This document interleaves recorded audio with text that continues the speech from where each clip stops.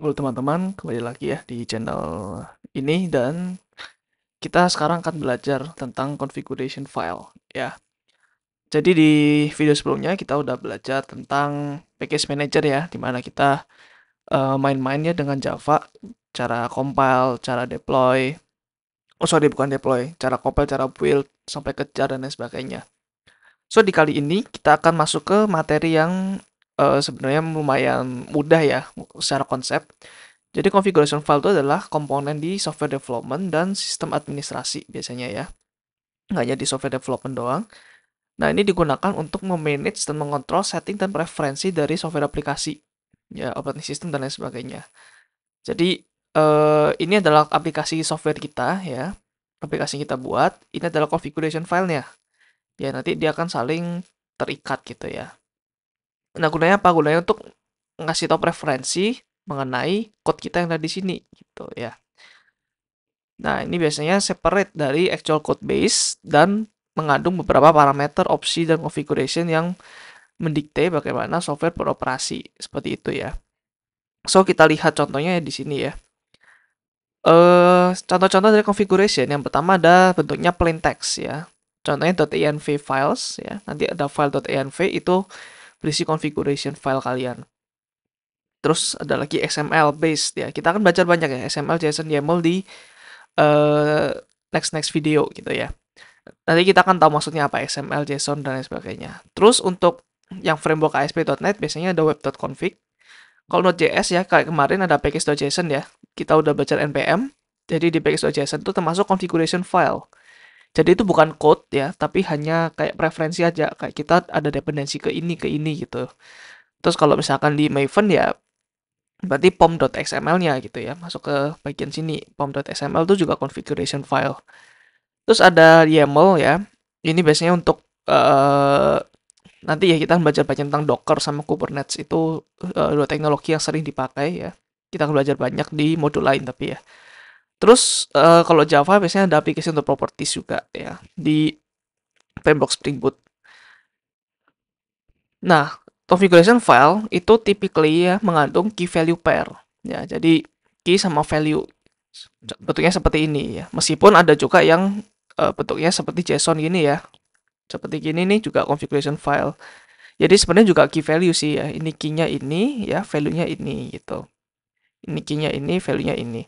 Tapi bisa juga di ini ya, bisa bisa aja kayak nested gitu ya. Ini key-nya, value-nya ini bentuknya objek lagi. Jadi di value ini ada key lagi, ada objek, ada value lagi seperti itu. Nah, ini contohnya ya. Misalkan kita mau connect ke sebuah server ya. Nah, kalau kita connect ke sebuah server, kita harus ada URL-nya ya. Misalkan kita pakai Postgre dulu, jadi jadi Postgres titik dua slash slash gitu ya, slash slash terus localhost apa gitu slash nama DB-nya. Nah, ini bisa ditaruh di configuration file. Alasannya kenapa? Nanti kita akan belajar di sini ya. Jadi nanti code ini ya, sorry, value URL ini diinject atau dimasukkan ke code kita ya. Tadi ini kan code kita, ya kan? Anggap aja kita layak code. Terus ini configuration filenya ya, .env misalkan ya.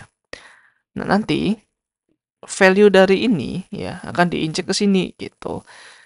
Jadi nanti di sini tuh kosong nilainya. Jadi kosong. Kenapa kosong? Karena dia mau ngambil dari INV-nya ini gitu. Terus ini juga portnya, terus biasanya logging level gitu. Nah ini nanti kita belajar banyak ya logging level.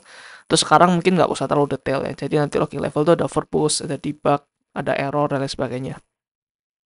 Nah, gunanya apa sih configuration? Yang pertama untuk separation of code. Nah, untuk memisahkan konfigurasi dengan code. Kenapa? Kalau misalkan kita mau mengubah ya, misalkan ada database-nya dimigrasikan ke IP lain gitu. Nah, kalau di database-nya dimigrasikan, code-nya juga harus berubah yang di sini ya. Jadi akan sangat merepotkan gitu karena bisa aja code-nya berubah dengan dua alasan. Yang pertama logiknya berubah ya, bisnis logiknya berubah, yang kedua konfigurasinya berubah. Nah, oleh karena itu digunakan seperti ini separation of code.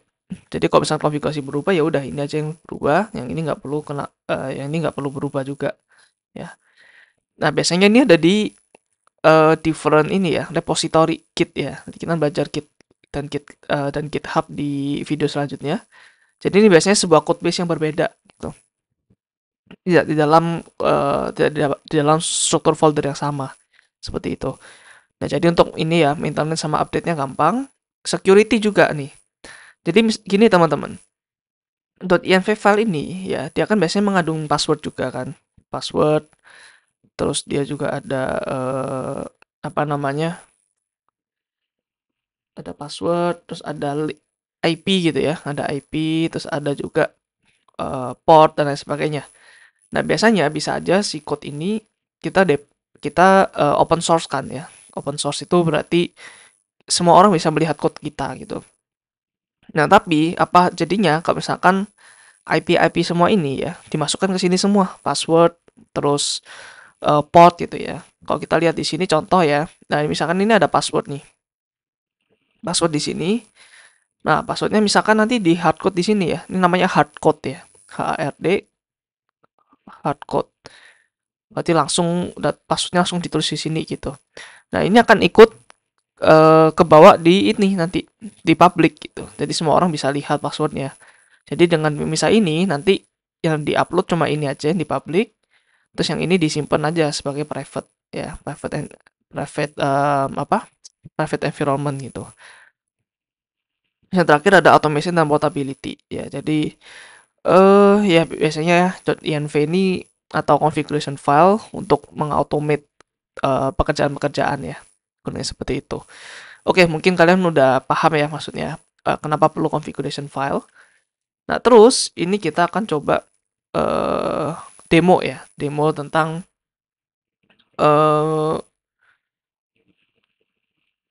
configuration file. Nah, jadi kita pakainya Java aja ya. Nanti kita akan pakai yang lain juga ya, tapi most likely karena gue bisanya Java, jadi ya maklum lah ya, gue pakainya Java terus. Oke, ini gue close dulu, kita bikin project baru ya. Namanya Java App Properties. So, sekarang kita nggak perlu coding Java di command line lagi ya. Kita cukup, cukup pakai IntelliJ aja ya, karena ya di video sebelumnya ribet banget ya. Tapi ya itu untuk kalian tahu aja sih, maksudnya di belakang layar tuh gimana gitu. So, kita new project, terus Java App Properties ya. Terus ini pakai Maven aja, ini pakai Java, terus kita create. Nah, kita mau mencoba melakukan rewrite ya. Melakukan rewrite code database kita ya, yang dulu sempat ada di modul database, relational database. Spesifiknya video mengkonekkan database dengan Java ya. Nah, ini kita udah bikin ya Java App Properties-nya.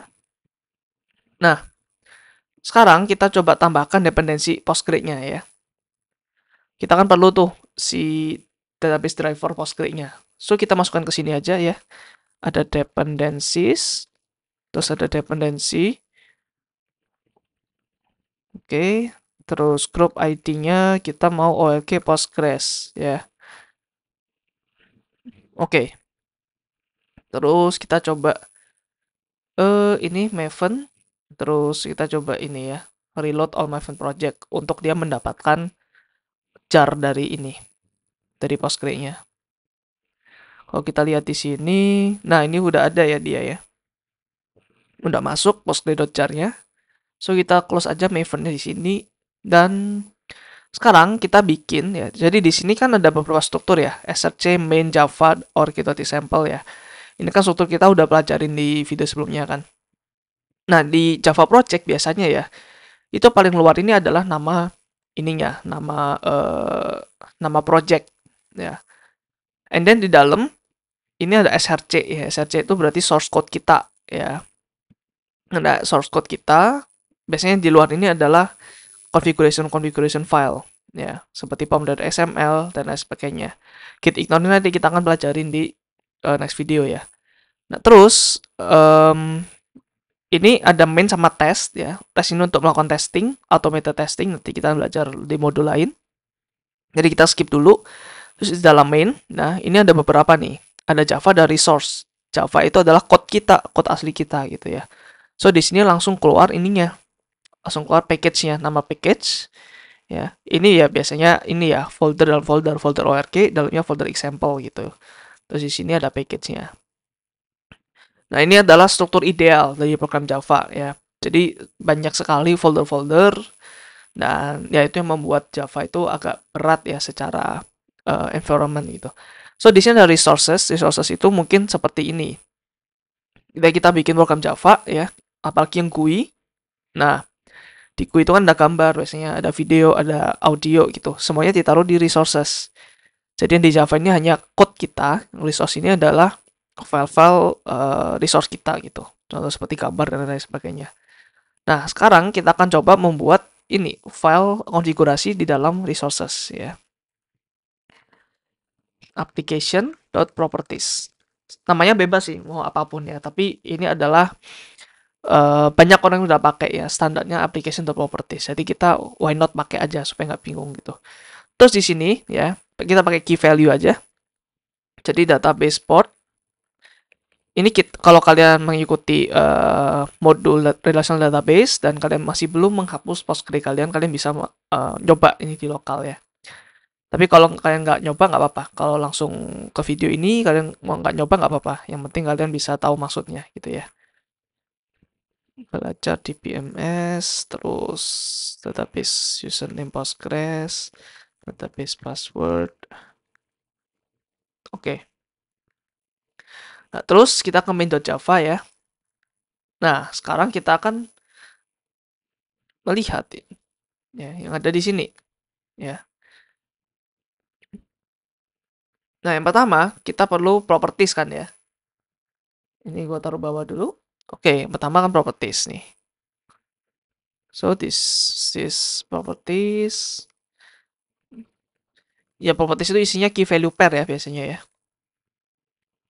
Nah, terus kita mau membuka suatu file ya. Kita udah pernah belajar ini ya, membuka suatu file itu gimana di relational database ya, video pertama. Jadi kalau di Java itu seperti ini. Kita buka inputnya ya, pakai input stream. Terus seperti ini ya, main class, get class loader, get resource as stream. Jadi kita mengambil file ini sebagai inputan ya, input gitu. Stream input stream gitu ya. Nah, kalau inputnya 0, berarti kita nggak bisa lihat, nggak bisa mencari file ini. Ya. So, di sini ada try sama catch. Jadi, kenapa? Karena ini adalah risky behavior, teman-teman. Yang ada di sini. Ya. Ini ada risky behavior karena apa? Karena eh apa bisa aja inputnya itu nggak ketemu gitu ya.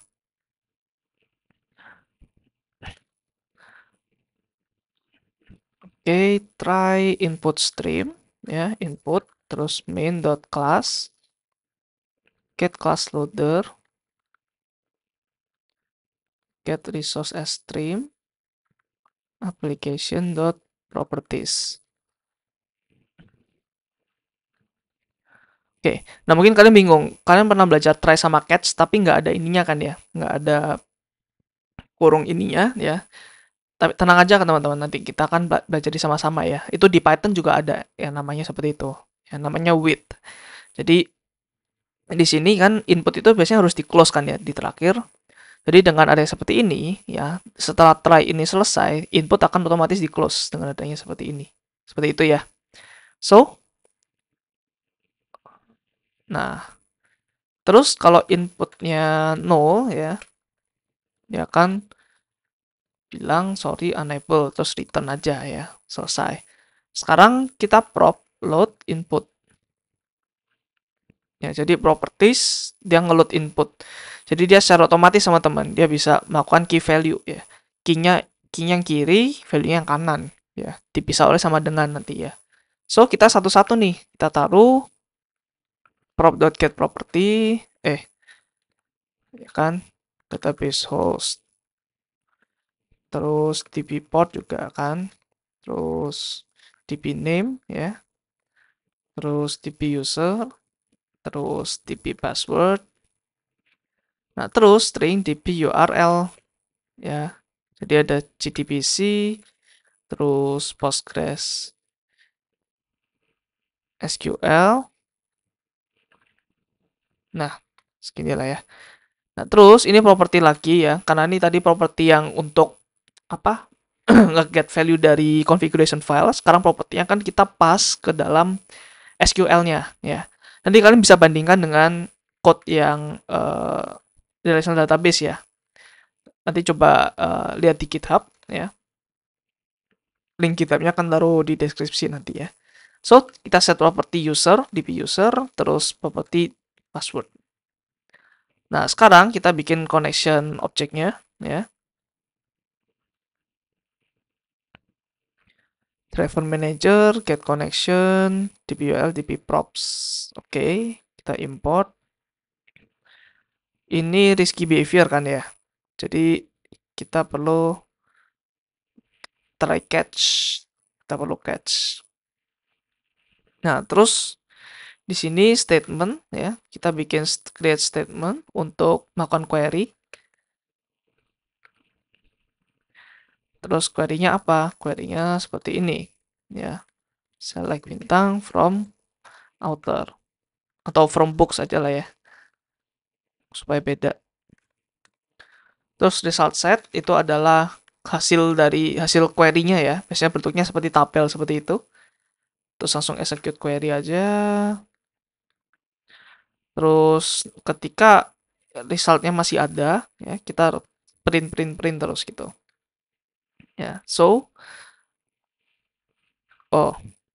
harusnya get string, nama kolomnya adalah title. Ya. Oke. So seperti ini teman-teman ya. Kita coba run. Kenapa nih? Exception karena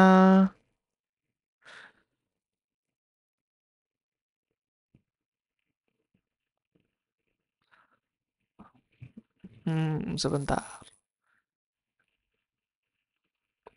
Properties, try input, get resource as stream, application to properties, oke.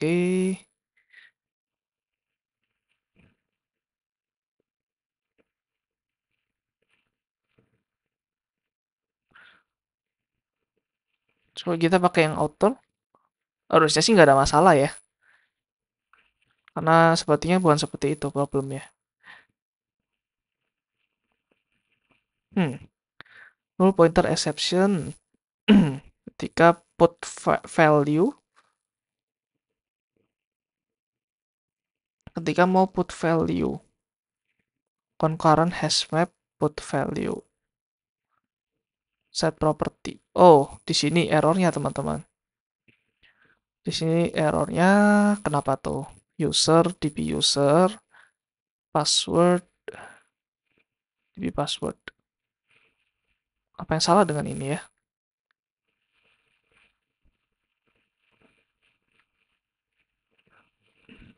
Not suitable. Oh, oke. Apakah itu? Ini masih sama ya, user sama db password.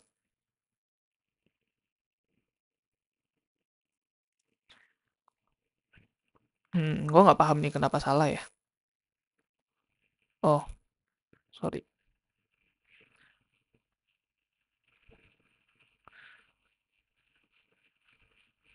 No password. Oke. Coba yang ini.